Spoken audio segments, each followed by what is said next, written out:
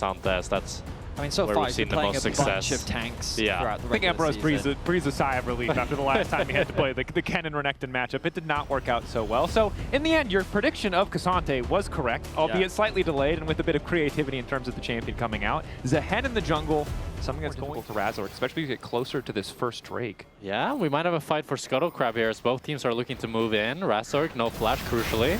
Good vision, bit of a disconnect from Lost, but an upset as they turn back onto Paris. Paris isolated. Aftershock about to fall away, but it's first blood on the top side of the fight is, unsurprisingly, the flashless Zin. A pretty easy target for Navi to punish. A great play by their Reletch. He flashes in, he's able to secure the crab with the smite. Of being super consistent at getting those dragons as well. Yeah, and I think that just being able to stack those Drakes is crucial, but we do have a fight breaking on the bottom side. Razork level 7, but just big chunks of damage coming in from Zombie and Paris.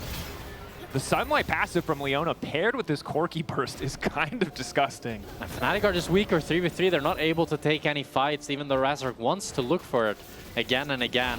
And now Navi will be able to pick up this first dragon. Razork might try to run to Grubs to try to get a cross map going.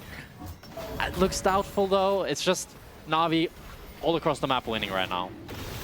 This is one of those things where it's nice to see kind of tangible coach impact, because we know that Gota1 is a part of this Navi roster, but he was also originally part of the 2023 BDS roster that we saw had second highest dragons in the league.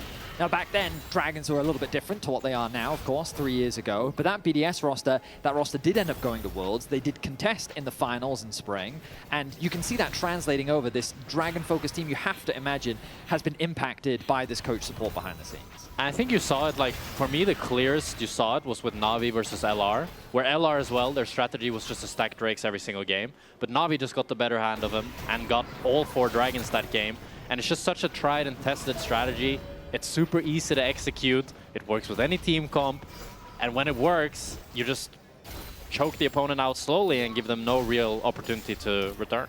And I think part of the reason it seems pretty easy for Navi to implicate new picks is we see Reletch moving in the bottom lane. Does still have access to the ultimate, the Grim Deliverance. Zombie caught out under the tower, but massive damage and loss. But Zombie needs to get out from under the tower. And it looks like he might just go down the barrier. Not enough. I don't know, Zombie understood that he was tagging, but he might just be happy with this trade deal because Reletch is going to get right back up. And Upset is sure as hell dead. Beautiful dive. It's going to be a little bit embarrassing for the rest of the junglers in the league. Ooh, they're looking for a gank in mids. Poby, quick slide, but back into enemy territory. Flash away from the shockwave is good. Reletch on the way in. Dash forward, flash connecting. The stun is massive onto Vladdy. Razork not able to interrupt it. The ulti not in range. Navi. Oh my god, Paris, I love the flash forward there. Just ulting Vladdy, who has no flash himself, able to take him down. Just the confidence that we're seeing from Navi this game. They're willing to take every single play that they see, and it's working out wonderfully thus far for them. I mean, they're quickly starting to snowball this game. Reletch going for a bit of a skirmish against Razork. He should be fine to get out of this one, though. Possible hooking in. Grim Deliverance takes it back to the wall, but Paris is still committing to the fight. Now Reletch is going to return to the fight. They feel confident enough. Poby's coming in. They're going to have the man advantage. Paris is still alive. Lock into the Iron Solari. All that extra money. Making him that much stronger, and it's a double kill. Shut down this K'Sante, and the worry as well is if he goes topside, then his bot lane just gets dove again. So it's a tough situation for Fnatic, and especially when you're playing this Renekton. Unless you're able to get a huge gold lead, it's so hard to have an individual carry potential as the champion just doesn't scale that well. And you can even see there, ulti utilized by Emperos. Damage was good, but just has to be careful. Fury fully stacked, maybe a tiny window here where he can double dash through, try to force a fight, but this doesn't look like a lane matchup where one player has 1,000 gold in their favor. It still looks quite close. Emperos without information also doesn't feel comfortable to just go all in here. Doesn't really know, now that the Drake has been down for some time, where Reletch is playing towards. I also just like to think of Renekton and his scaling as how many short-range champions is he against. And speaking of one of those long-range champions. Poby on the way up. Flash forward from Manger, getting the extra slow coming in from the W, and now he's taking down Emperos. Or maybe if they can secure it first tower of the game at the very least for Fnatic. This feels like such a big morale loss as wait. We have a TP coming in here, Fnatic. Paris using the Eclipse, trying to stay as tanky as possible. Second TP is going to be a little bit late from the side of Navi. Vladdy trying to make a difference. A nice flash over, but he still gets caught! Wait, I thought it was the Renekton, but the Renekton's still dead. That was a bad TP. That was an ambitious TP for sure. All right, we're going to take it down a notch, I guess. Game 1 of the series, ambitious. Ambitious. I guess probably had to make up for the Azir ult that happened in the mid lane, right? Yes.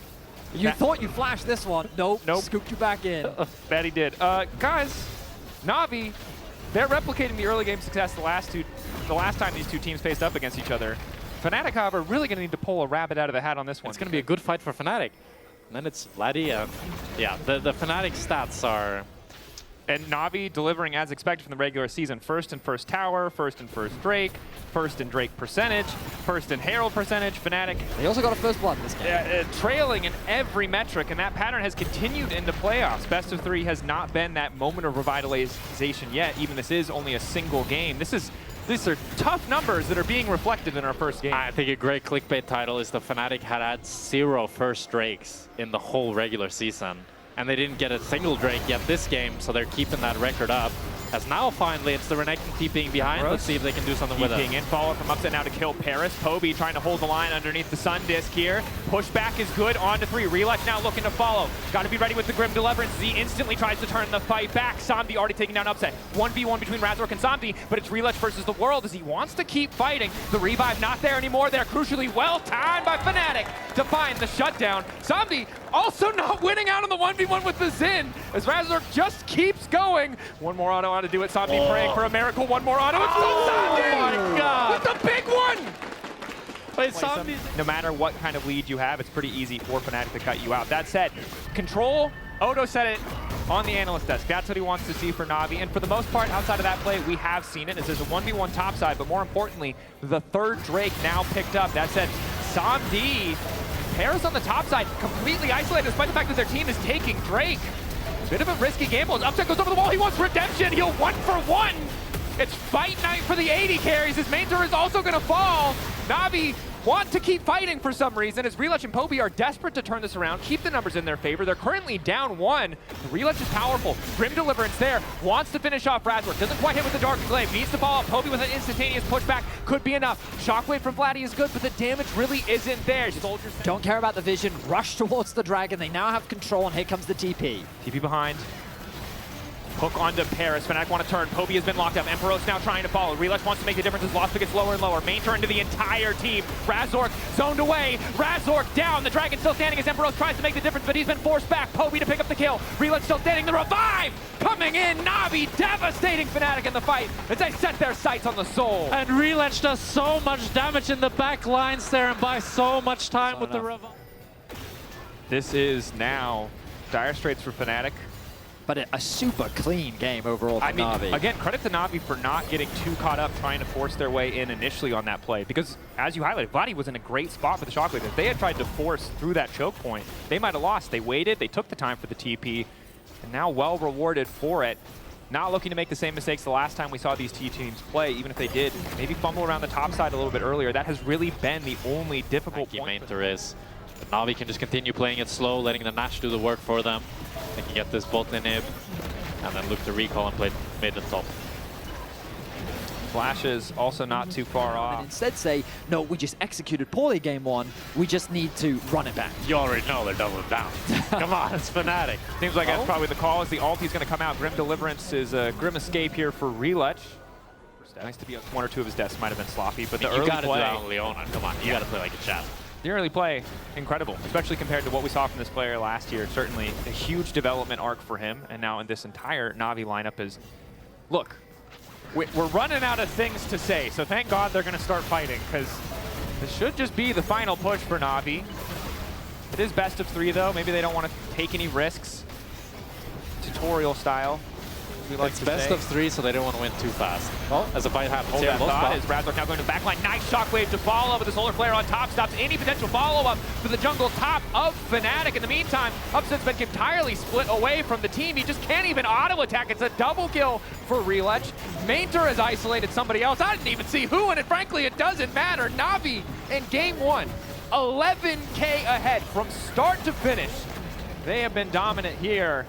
Fnatic sent packing, sent back to the drawing board for game 2 as Navi on the road to a quick 2-0. And Navi, they got all 4 Drakes. They played the same style as Fnatic. We'll play around bot lane.